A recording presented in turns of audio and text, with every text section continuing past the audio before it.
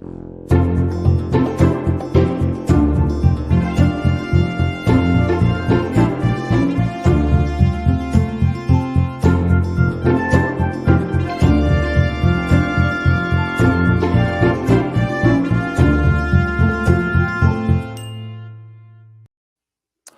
blessings to you on this incredible day. I just saw the latest tweet from the Vatican, and a new dogma was pronounced. And very simply, it's just that it's not necessary to be Irish to get to heaven, but why take the risk? Happy St. Patrick's Day. As you can see, I've got my festive colors on, and it's a blessing because my family comes from County Kerry, which is obviously the most beautiful and the greatest spot in the whole world. And so we've shared that spot with other people who can also call themselves Irish, even though they don't live in Kerry. And obviously, my family, it's kind of cool. My mom's last name is Kerry. My dad's last name is Donoghue. The Donohues lived in Balally Parish, which is in County Kerry. So I feel like so blessed to be able to come to you today on the feast day of the holiest man ever besides Jesus and St. Joseph. So it's just a blessing to be here on St. Patrick's Day. And as we get started, I just want to really put this whole entire program under the protection of Our Lady of Knock. She appeared marvelously in the fields to very simple Irishmen and farmers a little over 100 years or so ago. And her message was silence. But what her message also, as you look at the statue and the beauty of Our Lady of Knock, is on one hand, she has St. John, the other Joseph. And Jesus appears as the lamb on the altar with the angels. And so for me, Our Lady of Knock has always been that tremendous sign of the Eucharistic presence of Jesus Christ, who came to be the lamb that was sacrificed for us. And there, obviously, you have the great evangelist, St. John, who I'm named after, and obviously her dear husband, St. Joseph, who has just been a tremendous spiritual father for me over these years. And so let's just ask Mary, Our Lady of Guadalupe, Father, Son, Holy Spirit, amen. Our Lady of Knock, I love Our Lady of Guadalupe too. Our Lady of Knock, please protect us and help all those who will see this show or listen to the show be able to hear and be influenced by your Son, Jesus, so that whatever they have in their hearts can be blessed by him, accompanied by him, and ultimately be placed into his incredibly amazing heart that sacrificed his heart for the love of our heart. And through the intercession of St. Patrick, we ask for the blessings on this program, the Father, the Son, the Holy Spirit. Amen. So the other day, I was asked by somebody if I had the list, who are the safest people in my life, like people that I've been able to really entrust my heart to, people who I've been able to find courage from, people who I find joy with, you know. And maybe it's because he's coming on the program today, but for me, Peter Byrne came right to my heart. Father Peter, who's going to be coming on the program here, and I spent roughly 18 years together in different parts of the world.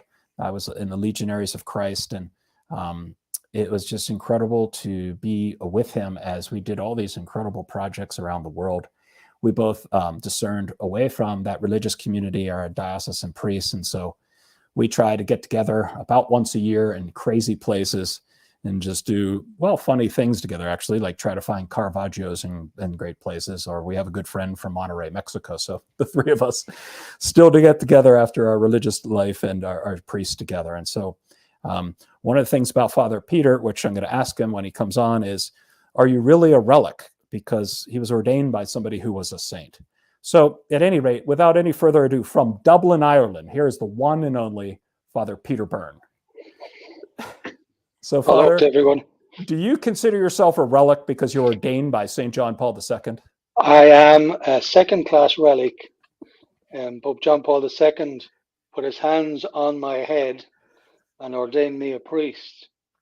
So I consider myself a relic, not a very holy relic, but a relic at the end. I've had that direct contact of having received the priesthood from the hands of a man who was saint in life and who has been canonized by the church. So it's like a very special gift, in a very, very special gift. We were ordained in St. Peter's Basilica over the bones of St. Peter, not my bones, the other St. Peter. And that was, I mean, that's such a special spot. It's such a wonderful space. But to have done it with John Paul II, it was particularly a grace that can't be forgotten. Did your family get to attend to that, like your dad and mom? And what was it like for them to leave the Holy Land of Ireland and go to Rome? Because I could just imagine what that must have been like. What happened was that they actually brought up the gifts for the offertory during the Mass. And for Mum and Dad, I think that was one of the highlights of their life. So much so that was one of the photographs that we kept for their funerals, was that moment when they met the Pope and they knelt down in front of the Pope and offered the gifts. And my mum stumbled a little bit. And my dad turned to her and said, "Woman, what are you doing?" So they had a little chat in front of the Pope. So the Pope asked them who were they, and they told him how proud they were that this one was being ordained that day, and that was a special moment for the whole family. Yeah, that's so true. And how long ago was that? That was 1991. So it's the 31st year of my priesthood now. And I served with you in Mexico, and I was in Central America, and obviously here in Ireland for the last few years. One of the things I remember about working with you is that you would keep a little tablet of all your masses and kind of kept that as like your sacramental statistics. I wish I had done that. Do you still treasure each Mass like that? Is that something that you continue to do, or what got you into that? Because it's such a beautiful way to do it. I wish I would have done that, but it's something I remember about you. Well, it was just this realization that each Mass was a gift. I was afraid that Masses would just become commonplace, and that, it's like having millions of diamonds. So just writing it down was a way of making it, even at the end of the day, to remember, well, I said Mass today in such and such a place, and maybe some note, some idea, some person that was there, or some special intention that Mass was said for. So at the start, it didn't, it didn't mean so much, but as years went by and you realize the accumulation of 30,000 Masses, it becomes, and you think of the places when you read back through, some of those Masses were said in the most poverty-stricken places. Some of them were said in some of the most marvelous cathedrals. So yes, it's like a spiritual diary. It's that one little treasure that we have for every day. So yeah, I hold on to that, and I read through it sometimes and smile at the grace of God that was present in that particular place at that particular time. Sometimes Mass is said by myself, maybe God knows where, at the back of beyond, or Mass is said with thousands of people, but they were all special, and it's nice to remember them. How about some of the Masses you said in Latin America? Is there anything that you remember there, whether it be at Our Lady of Guadalupe or on a mission trip, anything that as you look back, and we got to spend a lot of time doing mission trips together, is there something that you recall, especially from the Latin American? There were several Masses that we said in little towns in the interior of Mexico. And what always struck me was that these people were able to identify the nucleus of the Mass, that sometimes we didn't even speak their language, because not all Mexicans speak Spanish. And some of them speak Nahuatl or Totonaco. So we were in towns where Totonaco and Nahuatl were spoken, and people would speak some Spanish perhaps. But there was one Mass we said in a town that had no church. And they had this little room that was dedicated as a prayer space. And it had no electric light, so all the light was just the candles that were lit. And there was these torrential rains going on. But just as we came to the consecration, one of the boys that was with us, one of the university students that was with us, decided to take a photograph. And he took the photograph at the moment of consecration. And there was these faces that were full of awe. Now, it was, I don't know, maybe 20, 25 people there. It was a mud floor. There was animals outside. The rain was pouring down everywhere. But these people, you could see it on their faces that something awesome was happening in their little community. And you just hold on to that and say, gosh, there's something precious here, that, that keeps these people's faith alive. I remember another in a town close by to that one, Japan. It was one of those. It was one of my first years as a priest, and the church was absolutely packed. They hadn't had a priest for Holy Week there for a long time, so there's a great bit of excitement around. There was a priest coming from some strange world to say masses, and they didn't.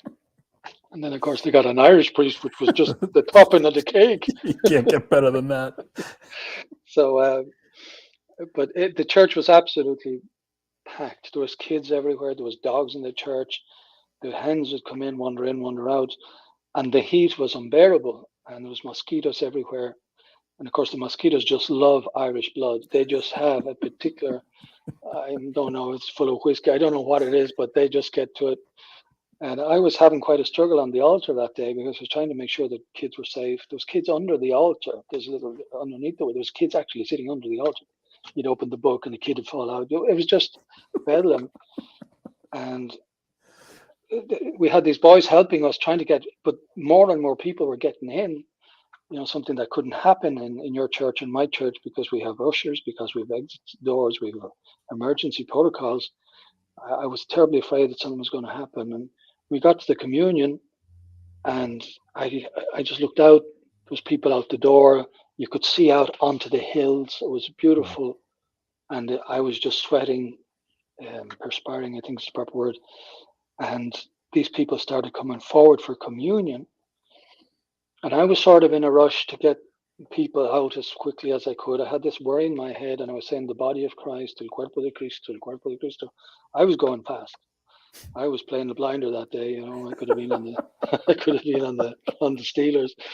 And I held up the host to this woman, and I said el cuerpo de Cristo, and she just stopped and looked at the host. And for a moment in my interior, I said, okay, woman, you could have your mystical experience some other time, because here we're in a bit of a rush. But I didn't say that to her.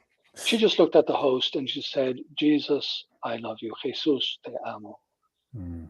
She did not want to receive that Eucharist just because she was in a line or just because there was a big crowd behind her. She wanted to make that moment special. That's 29 years ago, and I still remember that day as being very special. That the faith that that woman in the Eucharist was more delicate or more beautiful perhaps than my own.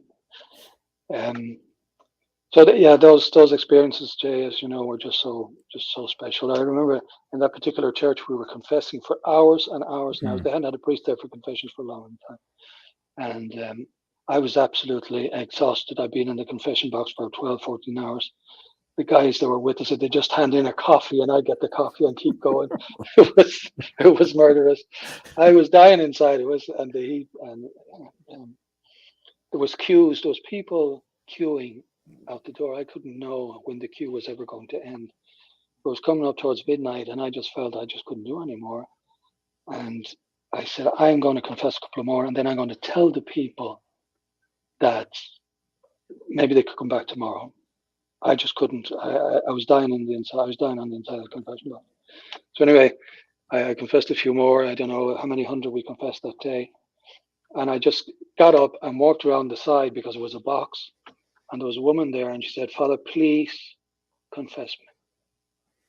Please. I've walked 3 hours to get here with my kids, and the kids were all over the place. And I have to walk 3 hours back in the nighttime. I haven't been able to come to confession for so long because there hasn't been. Oh, I couldn't say no, sir. I just couldn't. So I sat back in, and we just finished off those people. But I suppose those are the experiences that, they mean so much to you as a priest, even though you're dying there, you're feeling all the humanity of it. But then you realize, gosh, these sacraments mean a lot to these people. And how in the name of God did someone give them that sacramental knowledge? how was that transmitted over the centuries? Because these churches were built way back in the 17th century, and they were way, way up in the hills. So it was just those sort of marvelous experiences. And I mean, I've been in an earthquake during Mass. Every sort of thing that could happen to you in 30 years has happened to me. I can tell you what.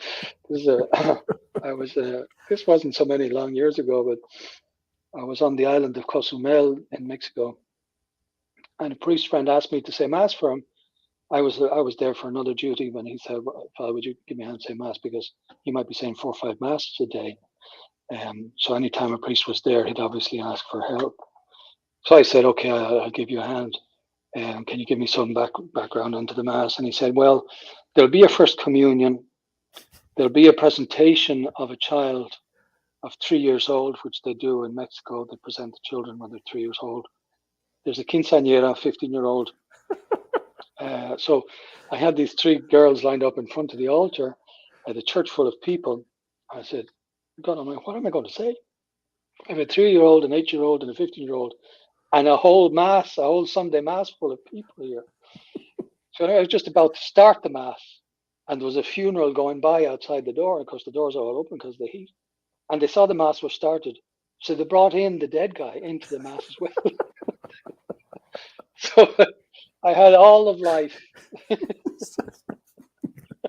had all of life here. That's such a good summary of what it's like to work with the Latino population. And I'm blessed here in our parish. One of the reasons why the bishop sent me to this area is to welcome the Latinos into the Pittsburgh area, and especially in the one community in the Beaver Valley. And just the other day in Honduras, they have a tradition of the mother waiting 40 days after birth to come back into church and present her baby. So instead of the presentation being at 3 years old, at 3 years, it's 40.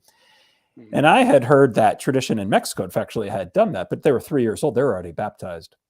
And so here I'm like, this is a Protestant type of a thing to do a presentation that I've heard, and they never get baptized, or they make a decision whenever. So I told the dear mother, no, I don't think that's a good idea. Let's just baptize your baby. And she sent me this text message, and she goes, Father, I know what's best for the soul of my boy. Mm-hmm. And I just sat back. I'm thinking, what am I doing? This dear woman loves Jesus. She's brought all of her kids to faithfully live in our church. How can I question that tradition? Mm-hmm. And so we're going to baptize the baby in a couple of months, but at 40 days, she brought the baby in. And she goes, I want the baby presented to Jesus in the Eucharist. Will you do that for me? And I'm like, I am such a moron.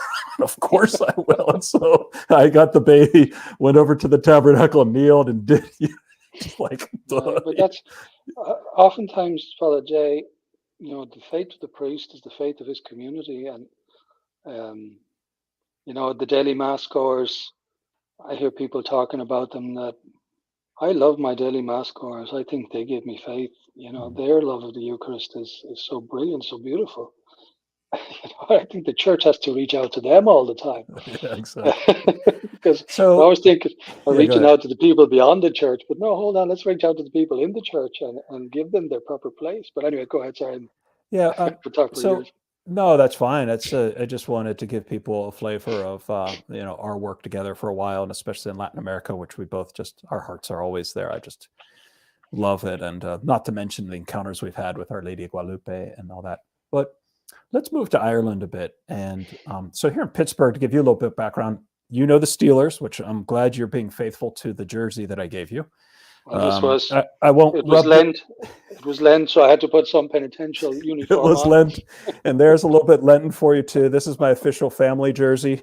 That's County Kerry, and being that Father Peter's from Dublin, I can't imagine that he would be seen dead in a Kerry uniform. So that's why I figured it was fitting that I would make sure he knew that I was from Kerry and I was proud of it. And so let's talk about Ireland. Here in Pittsburgh, we celebrate St. Patrick's Day as if it's there's Christmas and then there's St. Patrick's Day. I mean, it is so close, the two celebrations.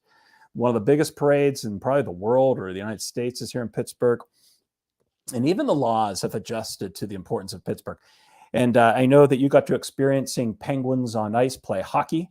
And even the Penguins wear a green jersey as a practice jersey right around St. Patrick's Day. So the whole city seems to just celebrate St. Patrick. And I think you sent me a picture, if Lee could pull it up, of St. Patrick invading Pittsburgh. There you go. So even that's in Pittsburgh. First Faith, St. Patrick's Church.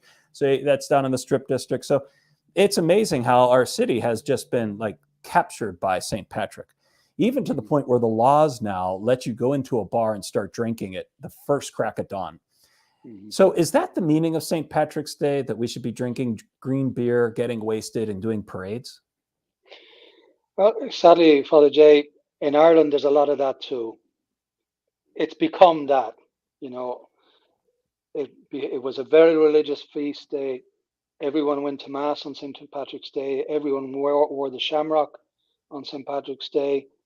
But that has gone little by little diminishing over the years, has become much more a secular Irish national feast more than a religious feast. So I have to be honest about that. That's happening here in Ireland as well. There's a lot of drink taken today. There's a lot of partying going on even now as I speak in Dublin city centre. There's loads of young people celebrating that have no religious sentiment towards what this feast day might mean.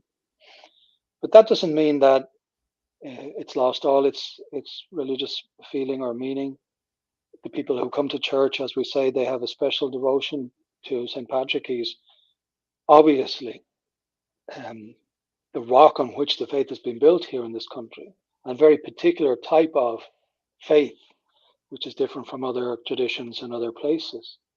So you can still find that in people, you know, the resonance of what St. Patrick brought to the country. But definitely, I have to accept that the secular has taken over, has robbed the feast day of us, shall we say. And I think that's, you know, we just have to accept that Ireland is not anymore a land of saints and scholars. It would never land of scholars anyway, but saints definitely, and where religion was the basis. Even our constitution began in the name of the Holy Trinity. The Proclamation of Independence began in the name of the Trinity, which were obviously references to St. Patrick because he was very Trinitarian.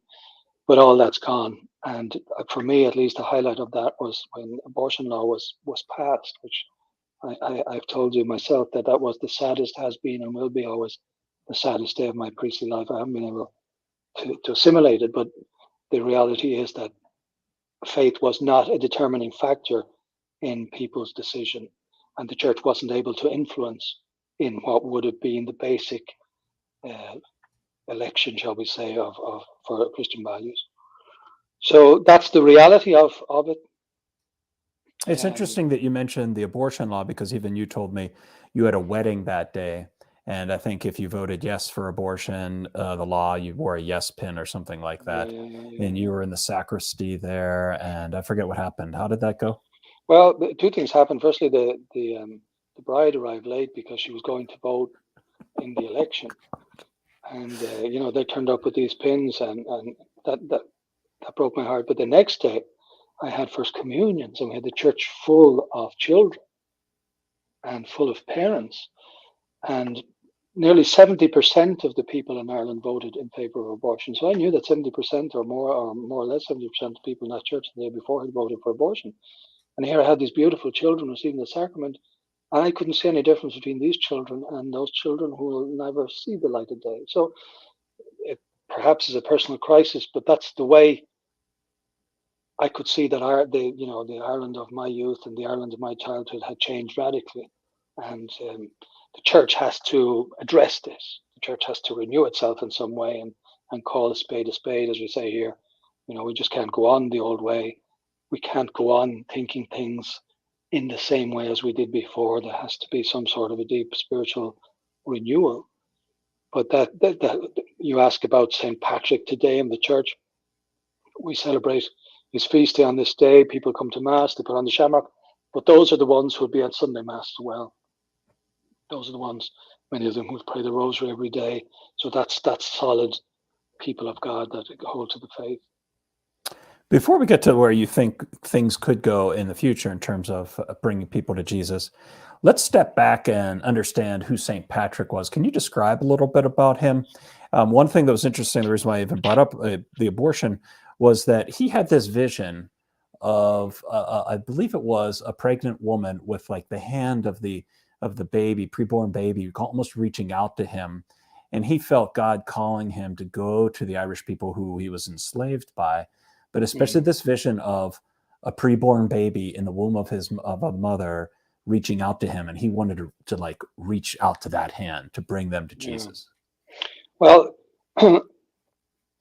we have to cut back on many things that we think we know about St. Patrick and go back to his own writings. We have two specific writings of St. Patrick, and one is his Confessions, which is his life story, which he wrote when he was facing death, and he lamented that he hadn't written it before.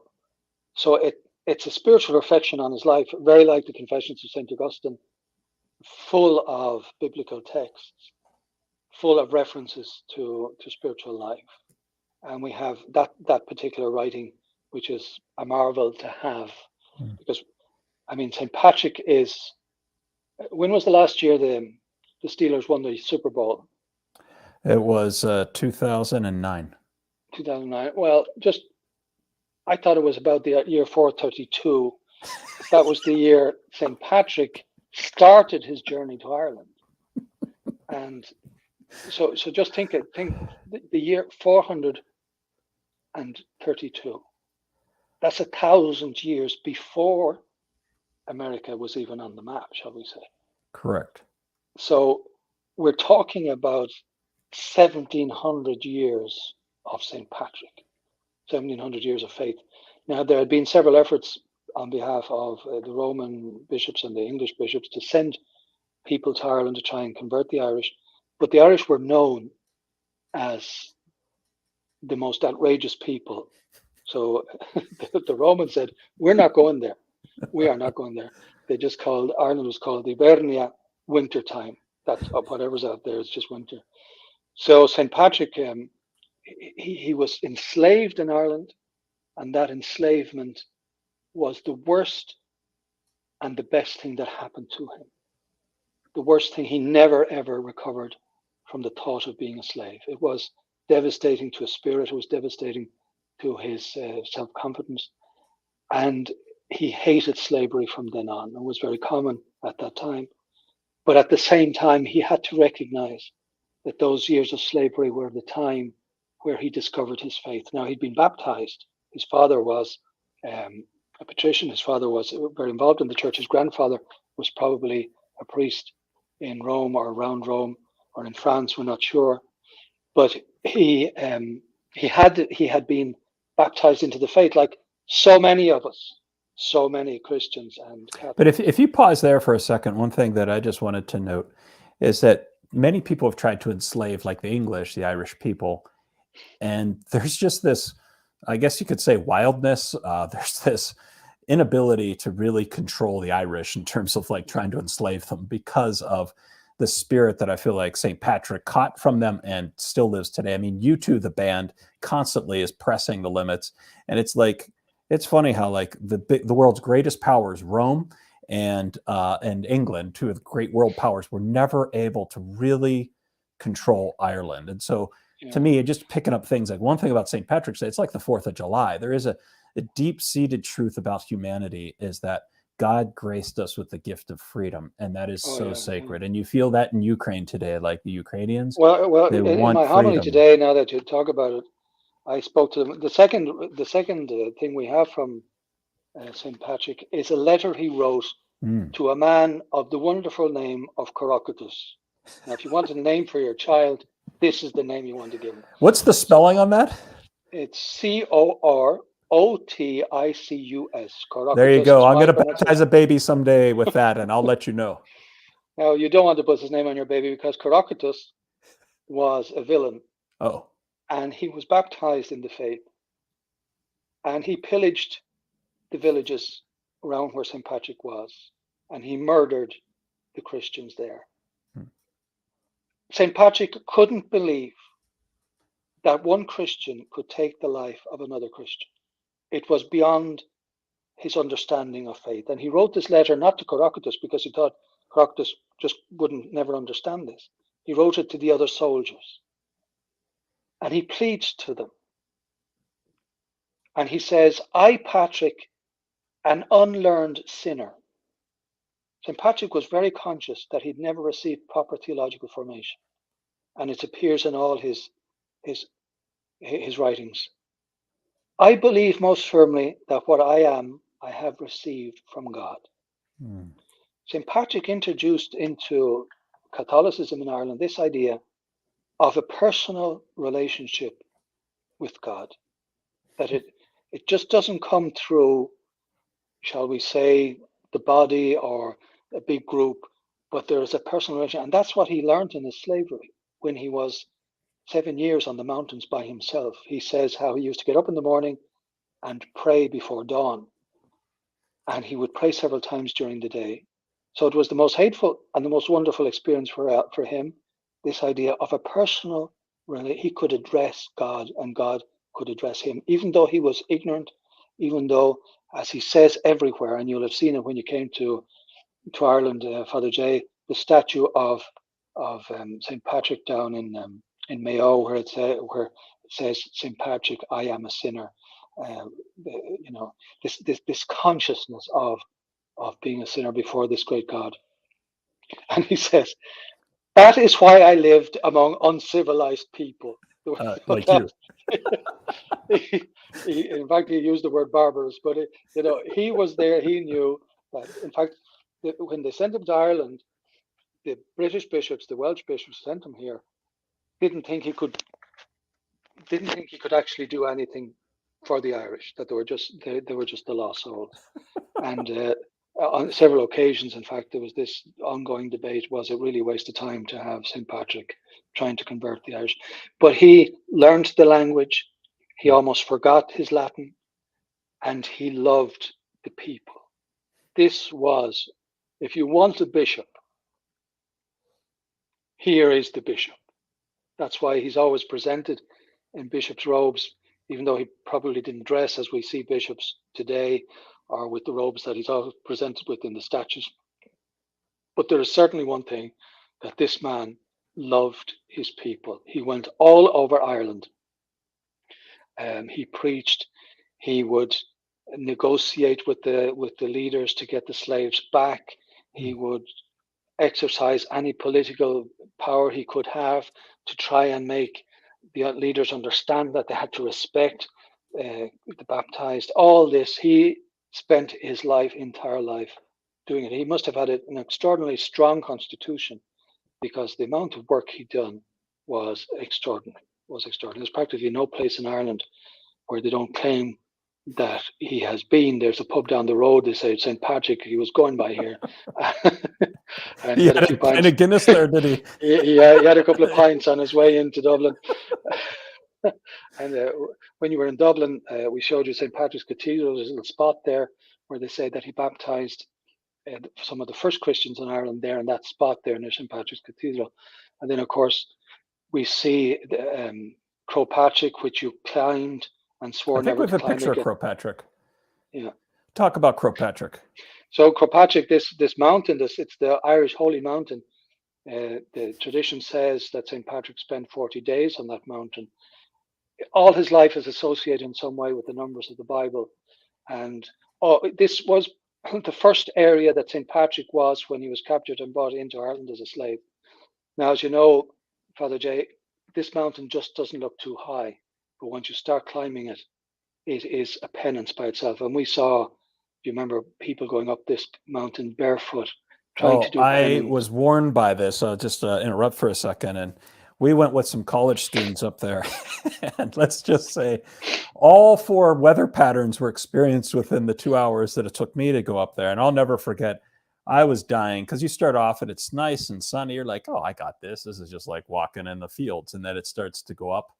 And then you get clouds, and then you get a little rain, and then you get a lot of rain. And then it's like, it doesn't snow in Ireland, does it? It snows, and it snows sideways. And I was freezing. I couldn't move. All the kids had been up there. I think I was the last one up. And then all of a sudden you are crawling on rocks, because it gets so steep that you literally have to start crawling. And at that point I was ready to give up, and I looked to my right, there's this 80-year-old lady with no shoes, babushka lady, just like as if she's floating. I'm like, oh my gosh, if I can't get up here and this 80-year-old lady can, this is crazy.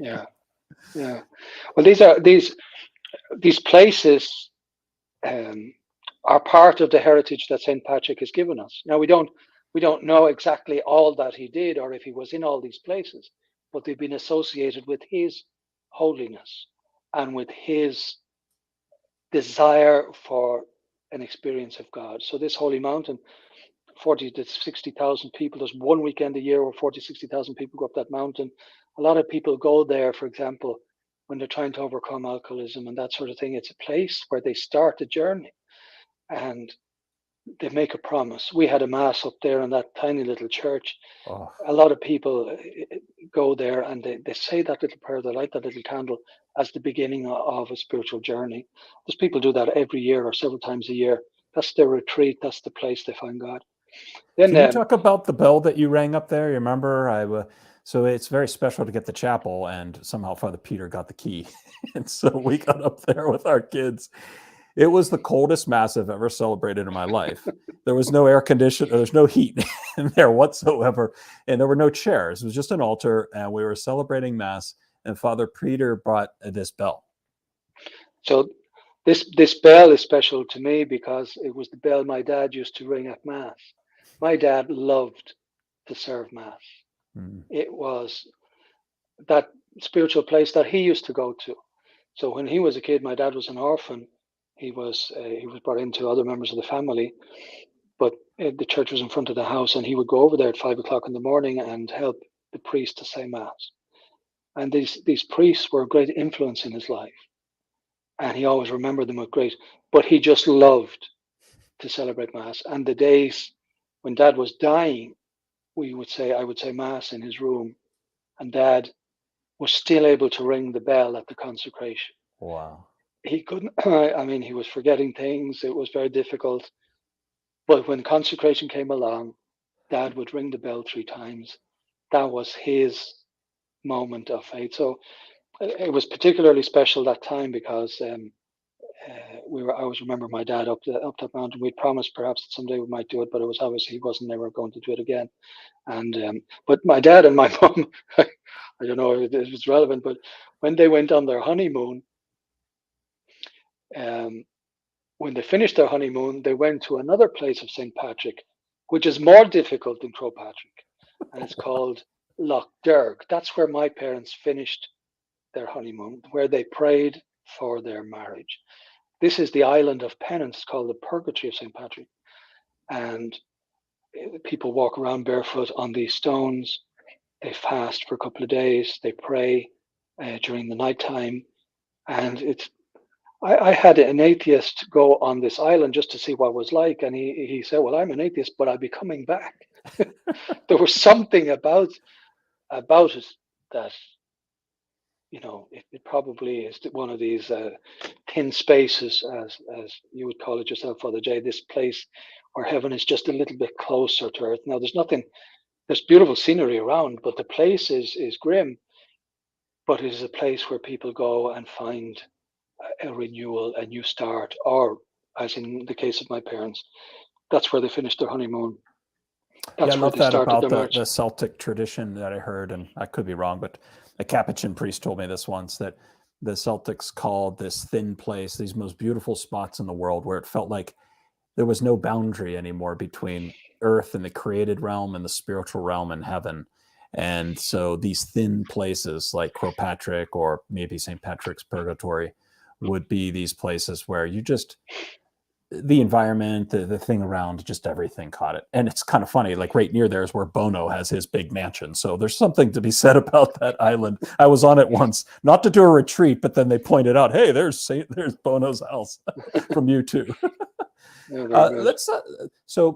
Is there anything else about St. Patrick you think we should capture? Because it's interesting that there's some things that you've already said about him that is a part of the tradition of Irish Catholicism. Is there anything else that you think is pertinent to the... Well, there's just a couple of details. Firstly, Sure. We have to remember that there was no churches at that time. St. Patrick was building churches, wooden churches. So most of his mission was done on foot. And he would go, as other later on missionaries go, ringing a bell, and that bell would call people to come towards him. And they have the sanctuary of his bell in the National Museum in Ireland. It's one of the precious treasures that held, this is a sanctuary that held the bell that St. Patrick used to call people into the woods, into the bogs, into the different places. So our comfortable Catholicism that we have today, where we sit into these beautiful churches, and I know your churches are just beautiful. Exactly. And, just beautiful churches. But that wasn't the way it was. People were called to difficult circumstances to begin their churches and to start their communities. And that's how St. Patrick evangelized, was walking around, talking to people, preaching in their places, listening to them all the time. So evangelization, it wasn't a very efficient strategy, but it was a very close strategy. It was this closeness to the people. So I highlight again, the third aspect is the Trinitarian aspect of St. Patrick. And this is very important because, as you know, the shamrock. I think we have a picture of the shamrock. Sorry, my earpiece keeps That's falling okay. out. So here we have a shamrock with one of the candles. And so the shamrock is very associated with St. Patrick. However, we don't know if St. Patrick used a lot of shamrock. We do know that the Montreal Shamrocks won the Stanley Cup in 1898, but that's beside the point. Well, no, that's not beside the point. That's a very important cultural point, that the Irish invented hockey. And most people think it's the Canadians, but what really happened, it was that the Irish came over and they invented hockey, and then they were in Canada when they invented it. And it came from the great Irish sport called? Hurling, which is the sport I used to play as a child. And that's a real man sport for men. And it's not like American football where you're all covered. And no, you get sticks.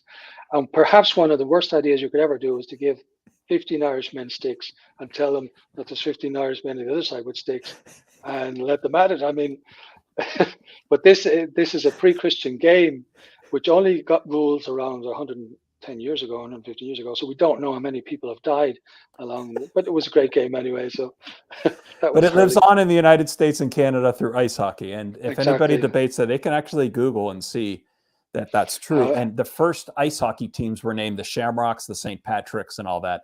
Unfortunately, we got a little away from that, but we get back to it when Sidney Crosby dons a jersey with a shamrock on it. Yeah. Of course, all this can be read in How the Irish Saved Civilization, this book by Thomas Cahill, which is a book written with great humility, How the Irish Saved Civilization and how we invented ice hockey and all these things. So I want to go back to the whole idea. Oh, wait, there's another connection. The Rooney family invented the Steelers, and so they're Irish, and he was, so you got all kinds of Irish connections here. Sorry, keep going, though. So, of course, it's necessary to address the theme of the shamrock. Obviously, Ireland is the land of the green, and everything is green, and that is obviously true. We don't know if St. Patrick ever used the shamrock to teach the Trinity, but it's very probable because St. Patrick is one of the most Trinitarian of all the saints. He has a deep appreciation of the presence of the Trinity in his life and addresses it constantly in his prayers and in his writings. So the whole idea of the shamrock is this idea that he could explain to the very intelligent Irish the mystery of the Trinity by having 3 leaves in one leaf, 3 persons in one God. And that has become the symbol of his preaching, but has also become one of the symbols, the national symbols of Ireland, and is given out on St. Patrick's Day. We bless the shamrock at Mass, and people take it home. Some people wear it in their hat or on their lapel. But it is a Trinitarian symbol. It's one of the most beautiful symbols because obviously St. Patrick had this deep and wonderful faith in the Trinity, so much so that he addresses the Trinity, for example, at the end of his letter to Crocatus. He says, "Peace to the Father and to the Son and to the Holy Spirit."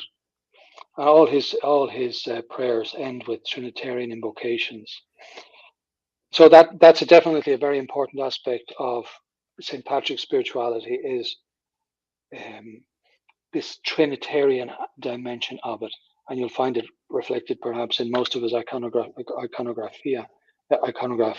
his paintings and his literature. One last thing before we go on, though, is that the snakes. They always say St. Patrick chased the snakes out. Well, what do you like? He's always like Mary steps on the snake, which is really cool. That refers to the Genesis piece there. And I don't know if snakes could ever have lived in Ireland, but no, that's a very good question now, because we do have a couple of them, that come over on flights from the United States. But anyway, the whole connection, you've made it yourself, Father Jay. The connection between the snake that Our Lady steps on, which is from the book of Revelation, is this whole idea of St. Patrick driving that evil, that same evil, through the image of the snakes out of Ireland. So again, there's these mixtures of common culture with these beautiful images that are from the Bible. So when they say he drove the snakes out of Ireland, he drove evil out. He was stepping on the same evil that the Blessed Mother had to step on to bring salvation to the world. So that's one of the connections that is made with St. Patrick. It's also beautiful in that same vein that in an exorcism or a minor exorcism, one of the things that the priest will say is this invocation of the Trinity, and to almost be enthroned within the Trinity in order to preserve and to be in the very power of God, enveloped in the power of God. So there's almost like this, for lack of a better word, force field, which is that Trinitarian, our God, just surrounding us and being able to just release us and free us from any evil spells or from any evil witchcraft or of any evil that we've done. And you hear that in St. Patrick's prayer, the St. Patrick breastplate, the extended version, and the things like that. And so it's interesting that our church today, I believe, has, obviously the Trinitarian is what's revealed to us, but the St. Patrick, just that way in which the Trinity was so part of his spirituality and charism. It's also a charism and a spirit, obviously, in the way in which the exorcism rite is used. Talk a little bit about, so you talk about this personal side of St. Patrick. It's almost like he didn't use pubs, but he would have evangelized in the pub because he was comfortable just getting, smelling like the sheep, as Pope Francis would say. But then isn't it interesting, then it's from Ireland that the personalized aspect of confession would be granted to the church. And to me, that book is right because of the rite of confession that in some sense you could say was revealed in such a beautiful way through the Irish priesthood. Can you talk a little about confession and how that personalized aspect of that influenced our church as a whole? Well, the wonderful aspect of confession as a personal sacrament was this idea of speaking directly to Christ through the priest and telling God directly without the pressure of society listening to me, which was the way confessions were done before confessions were done in public. So this whole idea that it's because of St. Patrick, the way he founded the church, the monastic traditions that came along from St. Patrick, and you can see them there on the different photographs I sent you of the different monasteries. And we can put up those monasteries as you're talking.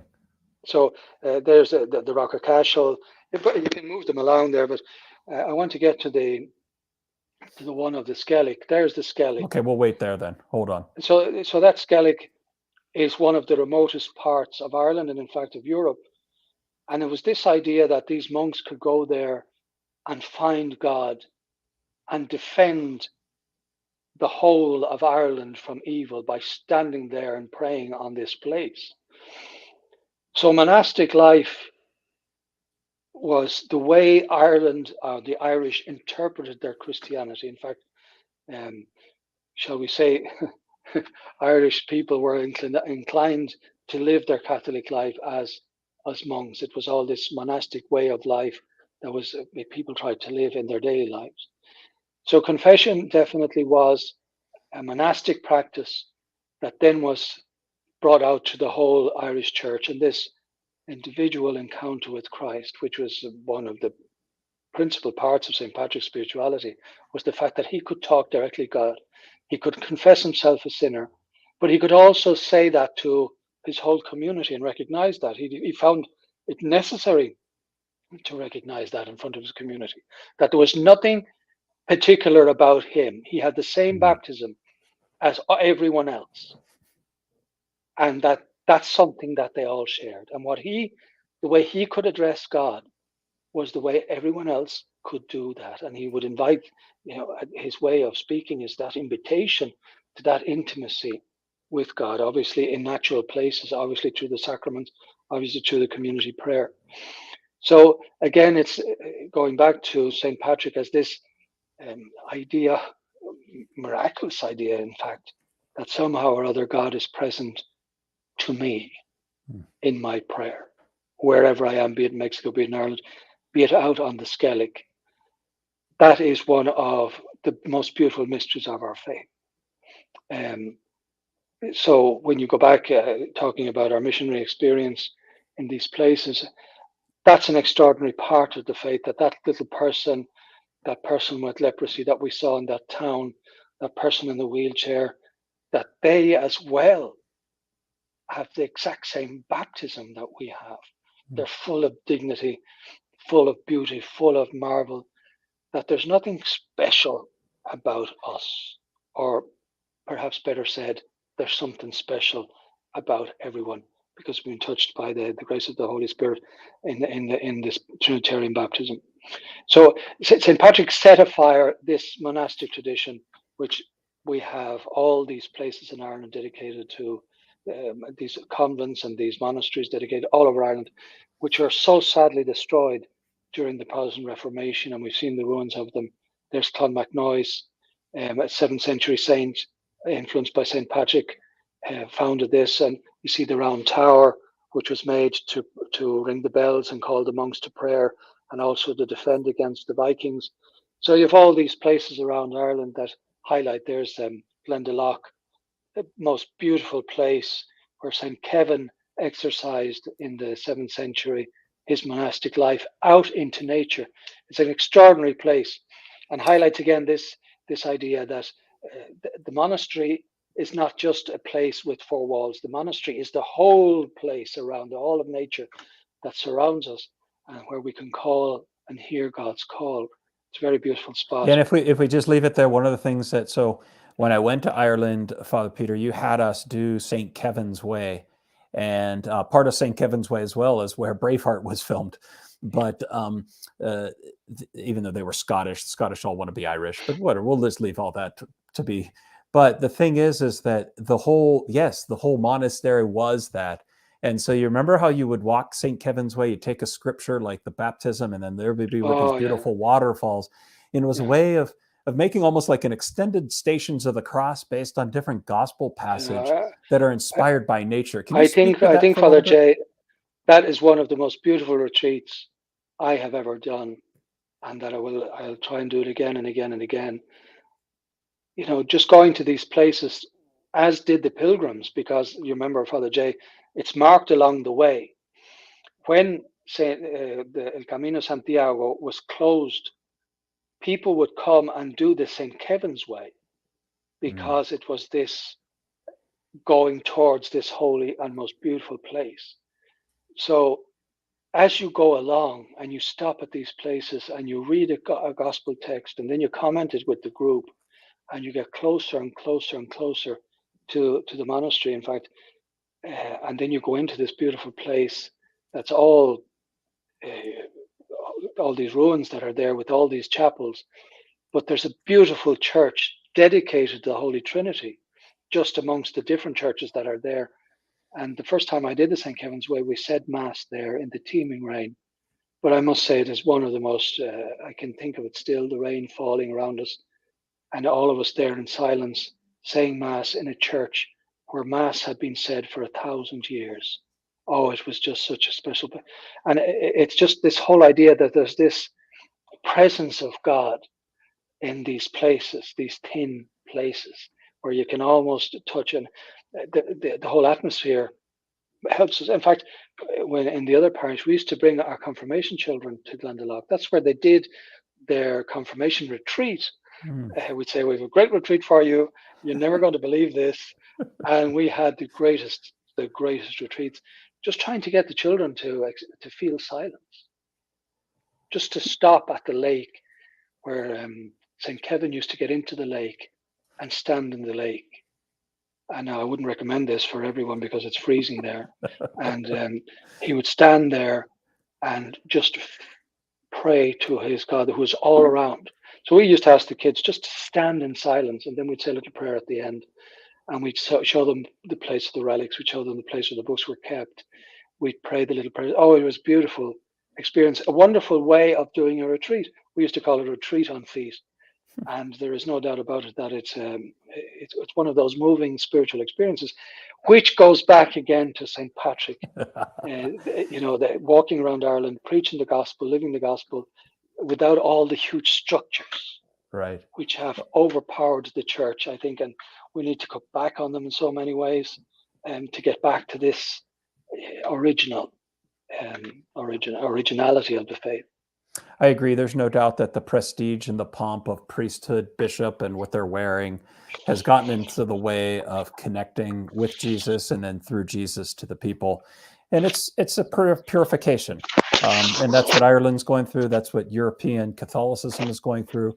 That's what a lot of Catholicism is going through around it. Until we're humble and realize that we're just sinners that in need of redemption, we're going to still be on our waywardness. And I pray every day that I can take that step towards humility, because it's so urgently necessary to do that. We just have a couple minutes because I know you got to get to a funeral. Could you just end talking a little bit about the appearance of Mary as Our Lady of Knock, and whatever time you want to dedicate to that? I just find it to be a perfect way to end, because it really is the Irish Mary. The silence, the simplicity out in the middle of a field. Did Knock even exist before then? Like, who would ever go to Knock? Well, Father Jay, as you can see just behind me, I have the statue of Our Lady of Knock. She's looking at me over my shoulder. Good, she should be, because there's a lot. She has a lot to see, I must say. She has a lot to deal with in this house. But that statue was given to me by a very holy priest as a gift, and I treasure it. And around her arms, she has the bracelet of a 12-year-old boy who took his own life, whom I never want to forget, because I always feel that she watches over the unborn. She watches over these people who've suffered.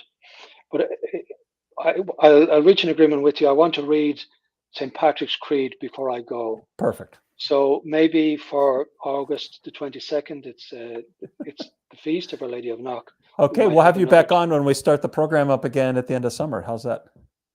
Yeah, at some stage. Okay. Because Knock by itself is another beautiful Eucharistic ministry. That's fair. And I did get to speak to that at the beginning. So let's end with this. This would be great. So I just want to read, I want to finish and say goodbye to everyone. And whoever's listening, you're always welcome to come, and we will help you. Anyone who wants to do the spiritual journeys, we will send you on your way. We have a few friends here who will help you to do any spiritual camino that you want to do. But this is St. Patrick's Creed. St. Patrick wrote this in his Confessions. Now I'm going to say it and finish, and this is my gift to you on this day. Think that this creed was written in the year 430 something, maybe between 450, 460. But it says this: there is no other God, nor will there ever be, nor was there ever, except God the Father.